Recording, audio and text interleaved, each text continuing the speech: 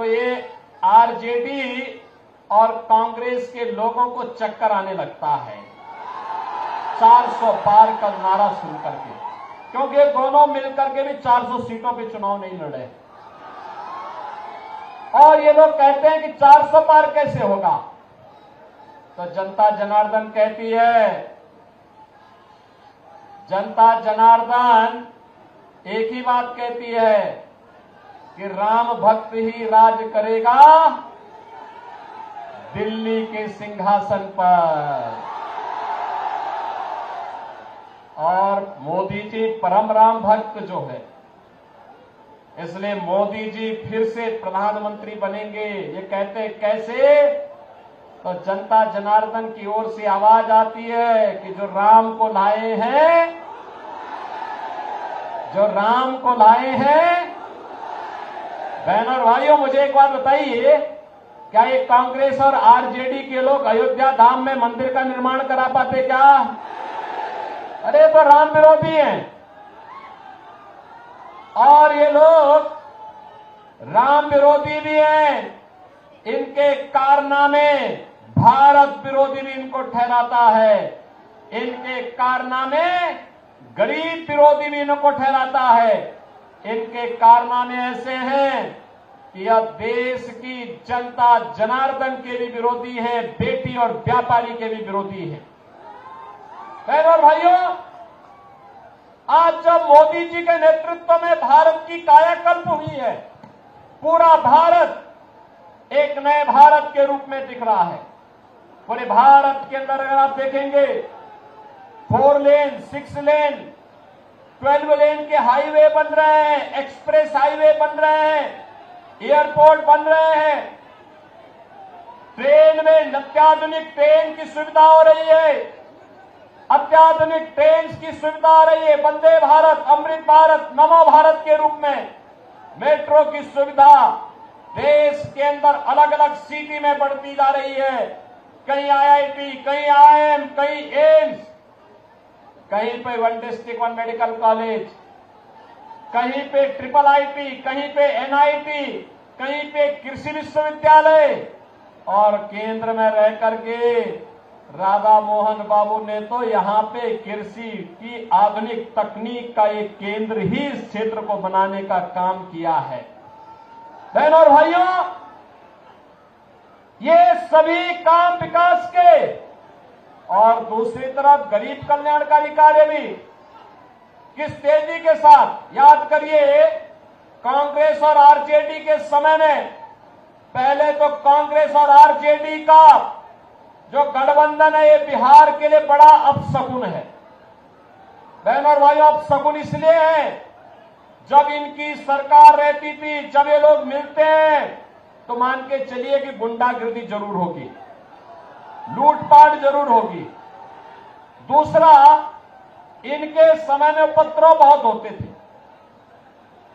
राह चलना दूभर होता था, बिहार बदनाम हो चुका था और गरीब भूख से तड़पता था, गरीब स्वास्थ्य के उपचार के लिए उपचार में दम तोड़ देता था, किसान आत्महत्या करने के लिए मजबूर होता था, नौजवान प्लान करने के लिए मजबूर होता था, बेटी और व्यापारी दोनों सुरक्षित नहीं थी। लेकिन आज बिहार के अंदर जेडीयू और बीजेपी की सरकार और केंद्र में मोदी जी के नेतृत्व की एनडीए सरकार आने के बाद आज आप देख रहे होंगे, मोदी जी 80 करोड़ लोगों को फ्री में राशन की सुविधा का लाभ दे रहे हैं, 60 करोड़ लोगों को आयुष्मान भारत की 5 लाख रुपए की सुविधा दे रहे हैं। और मोदी जी ने घोषणा की है कि फिर एक बार मोदी सरकार जब 4 जून को बढ़ेगी तो 70 वर्ष से ऊपर के हर एक बुजुर्ग को 5 लाख रुपए की आयुष्मान भारत की सुविधा प्रतिवर्ष उपचार के लिए उपलब्ध करवाएंगे। बहनों और भाइयों, किसान को किसान सम्मान निधि,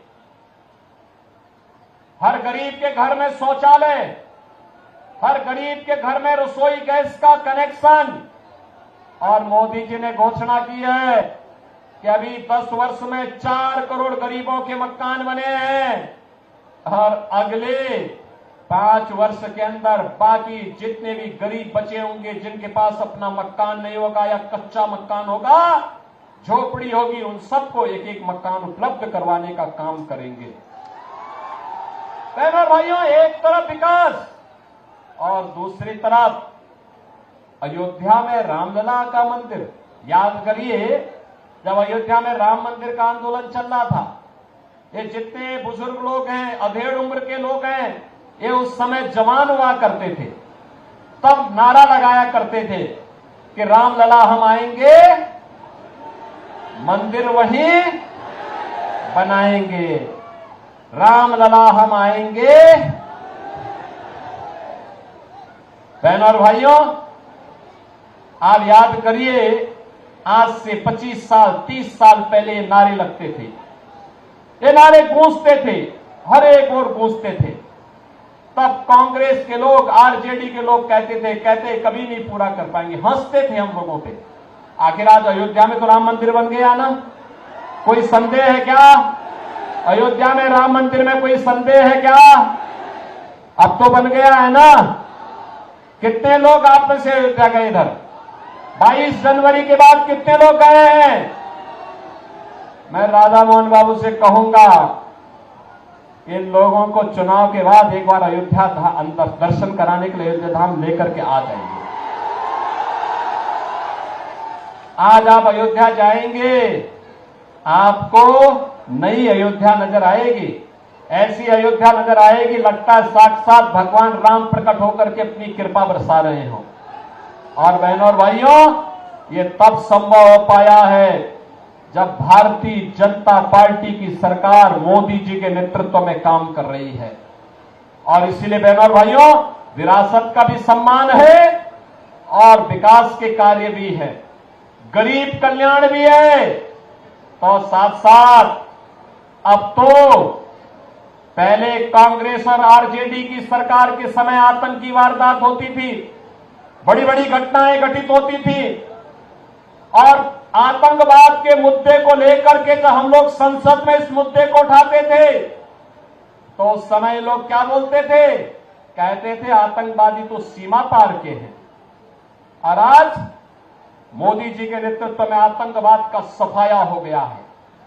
आज अगर जोर से पटाखा फट जाए ना, तो पाकिस्तान सबसे पहले सफाई देता है, कहता साहब मेरा हाथ नहीं है, क्योंकि उसे मालूम है ये नया भारत है, छेड़ेगा नहीं, लेकिन कोई छेड़ेगा तो फिर छोड़ेगा भी।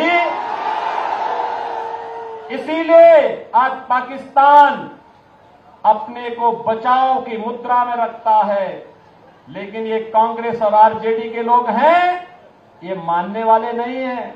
कह रहे हैं पाकिस्तान के खिलाफ मत बोलो, उसके खिलाफ, उसके पास एटम बम है। हमने कहा पाकिस्तान से बड़ा एटम बम हमारे पास है, चिंता मत करो। अरे कंगाल पाकिस्तान क्या भारत को धमकी देगा?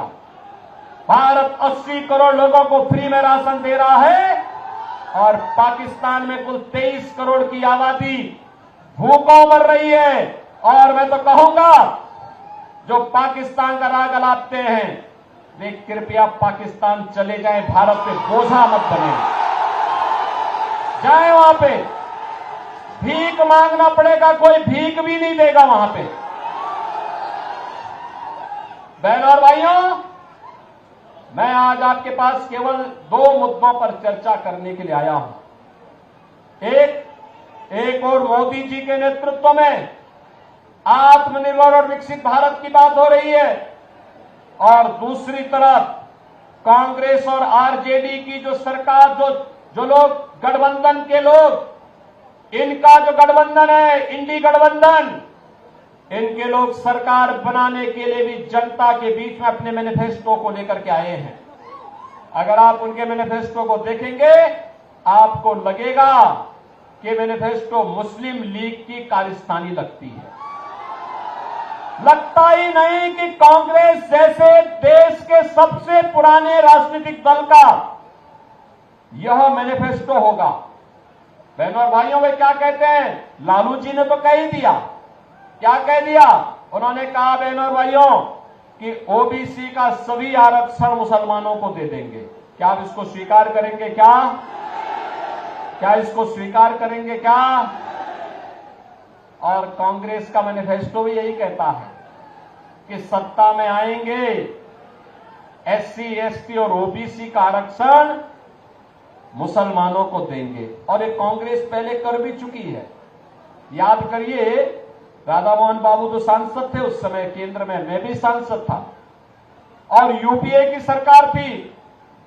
बहनों और भाइयों, यूपीए की सरकार के समय इन्होंने 2 कमीशन गठित किए थे, एक जस्टिस रंगनाथ के नेतृत्व में और दूसरी कमीशन गठित की थी जस्टिस राजेंद्र सच्चर की अध्यक्षता में।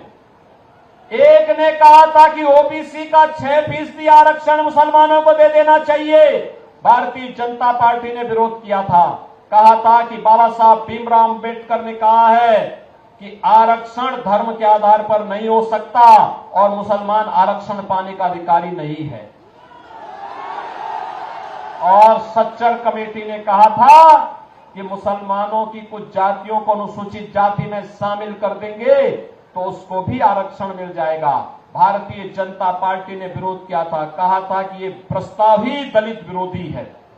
बहनों और भाइयों, आज मैं आया हूं आपसे कहने के लिए, एक तरफ आपके आरक्षण पर सेंध लगाने की तैयारी आरजेडी और कांग्रेस कर चुकी है, लेकिन भारतीय जनता पार्टी इनके मंसूबों को पूरा नहीं होने देगी। और दूसरी तरफ इनका जो मैनिफेस्टो है वह कुछ अन्य खतरनाक बातें करता है। खतरनाक बात एक, ये कहते हैं हम विरासत टैक्स लगाएंगे। विरासत टैक्स का मतलब आप जानते हैं बहनों भाइयों, विरासत टैक्स का मतलब आपके पूर्वजों ने, आपके बाप दादों ने जो संपत्ति अर्जित की होगी, खेत लिया होगा, मकान लिया होगा, मकान बनाया होगा, बैंक में कुछ पैसा जमा किया होगा, कुछ जेवर लिया होगा, इसका ये लोग सर्वे करवाएंगे। और कांग्रेस और आरजेडी के लोग सर्वे करा करके फिर इसमें से आधार ले लेंगे। आप बताओ, आपके खून पसीना आपके बाप दादों का, आपके पूर्वजों का, और क्या आप इनमें इनको लूट मचाने की छूट देंगे क्या? और किस रूप में खतरनाक मंशा है। अगर आपके 2 कमरे का घर है, एक कमरा आपके लिए रखेंगे, दूसरे को कहेंगे भाई तो खाली करना पड़ेगा विरासत टैक्स के नाम पर, और विरासत टैक्स के नाम पर उसको खाली करवा करके किसी पाकिस्तानी, किसी बांग्लादेशी और किसी अफगानिस्तानी मुसलमान को दे देंगे। अरे क्या करने जा रहे हैं ये लोग? यानी विरासत टैक्स, ये औरंगजेब की आत्मा घुस गई है इनके अंदर, औरंगजेब की आत्मा। बहनों और भाइयों, औरंगजेब मुगल काल का सबसे क्रूर बादशाह था। मुसलमान भी अपने पुत्र का नाम औरंगजेब नहीं रखता, क्योंकि औरंगजेब ने सबसे पहले अपने भाई की हत्या की, फिर अपने बाप को कैद करके एक एक बूंद पानी के लिए तरसाया था। अगर औरंगजेब की कारस्तानी देखनी है तो पटना की खुदाबख्त लाइब्रेरी में जाकर के पढ़िए। वहां पर इसका बाप शाहजहां, जिसने आगरा का ताजमहल बनाया था, शाहजहां कहता है कि किसी को औरंगजेब जैसा पुत्र न पैदा हो, क्योंकि इसने मुझे जीते जी एक एक बूंद पानी के लिए तरसाया है। वो कहता है इससे अच्छा तो हिंदू है, अपने बड़े बुजुर्गों का सम्मान करता है और मरने के बाद उन्हें श्राद्ध और पितरों को तर्पण देकर के उनकी तृप्ति करता है। बहनों और भाइयों, औरंगजेब ने हिंदुओं पर एक टैक्स लगाया था, उसका नाम था जजिया कर। क्या नाम था? जजिया कर। और जजिया कर क्या था? हिंदू या तो जजिया कर दे और नहीं तो मुसलमान बने। और आज कांग्रेस भी विरासत टैक्स, ये जजिया कर ही है इनका। क्या आप ये जजिया कर कांग्रेस और आरजेडी का लगाने देंगे क्या? लगाने देंगे क्या?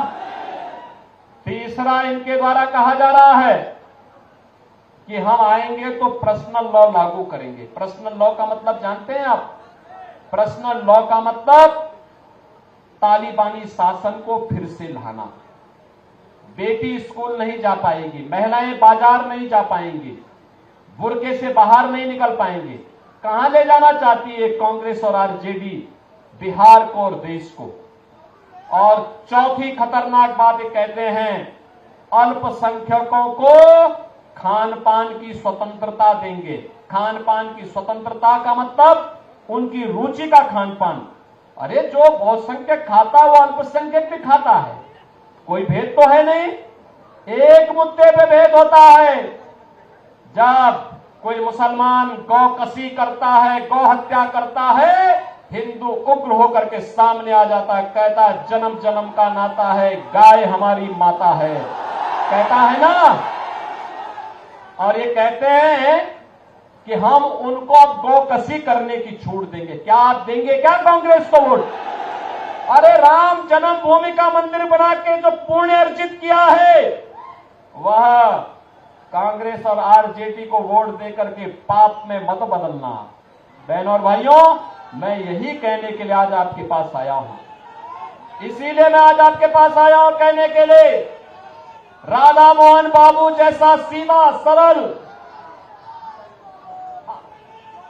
राधा मोहन बाबू जैसा सीधा सरल लेकिन आपकी जनता के लिए समर्पित व्यक्ति जिस भाव के साथ कार्य कर रहा है, वैसा राजनेता मिलना अत्यंत दुर्लभ है, दुर्लभ। और इसलिए बहनों और भाइयों, जनता की अदालत में हम लोग आए हैं आपसे कहने के लिए, एक ही बात कहने के लिए आए हैं कि हमें राम विरोधियों को भी नहीं आने देना है, हमें जजिया कर लगाने वालों को भी नहीं आने देना है, हमें वीआईपी कल्चर वालों को भी नहीं टिकने देना है। समझ लिए ना? अब मुझे बताओ, रोज रोज तो सौदेबाजी करते हैं, सौदेबाजी करते हैं, रोज पलटी मारेंगे, सौदेबाजी करेंगे, क्या आप इनको आने देंगे क्या?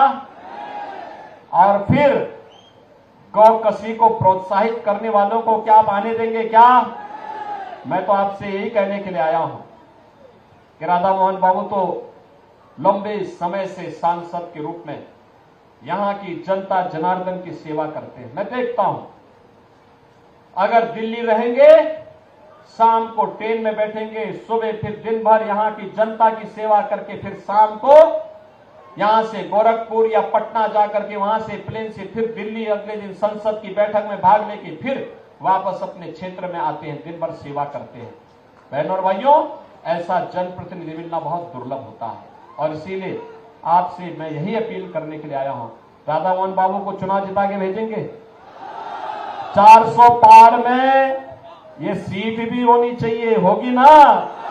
400 पार तभी होगा जब राधा मोहन बाबू भारी बहुमत से विजयी बनकर जाएंगे।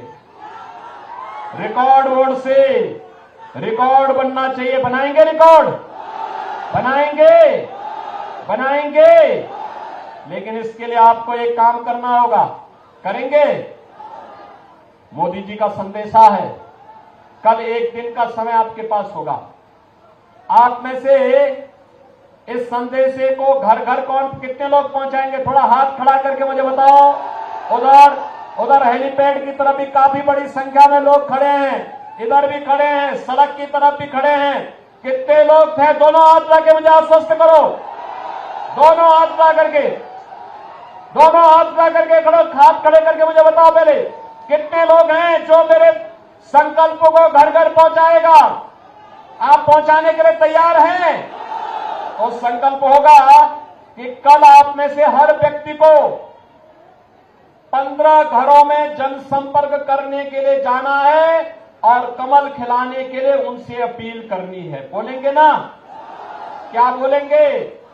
नौजवानों के भविष्य के लिए, किसानों की खुशहाली के लिए, बेटी और व्यापारी की सुरक्षा के लिए, आत्मनिर्भर भारत बनाने के लिए और विकसित भारत की संकल्पना को पूरा करने के लिए हमें कमल खिलाना है।